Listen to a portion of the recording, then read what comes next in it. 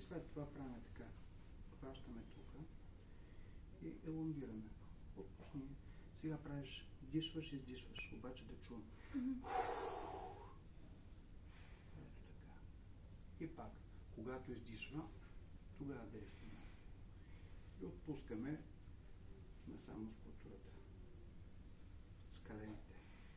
Така. След това, ето тук. Ако усетиме, че има някакъв блокаж, правим лек тласък. И пак. Ако усетиме, че има блокаж, лек тласък. По този начин.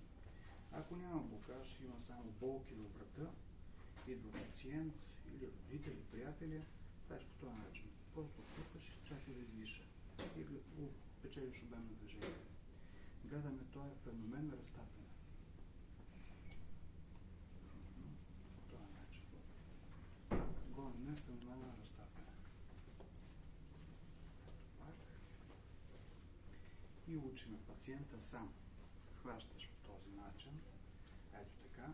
И обтягаш брадичката към едната манула, а от по този начин. Важното е да си облегнат. И така, на няколко пъти. Приемам хора, които дълго време работят в компютър.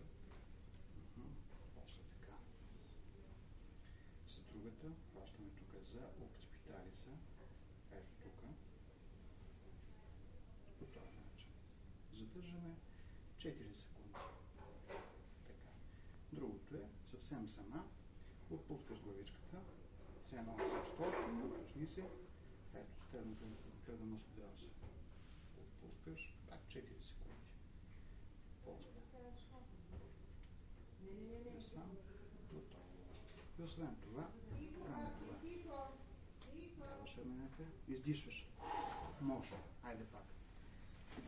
Айде пак. Айде пак. Добре.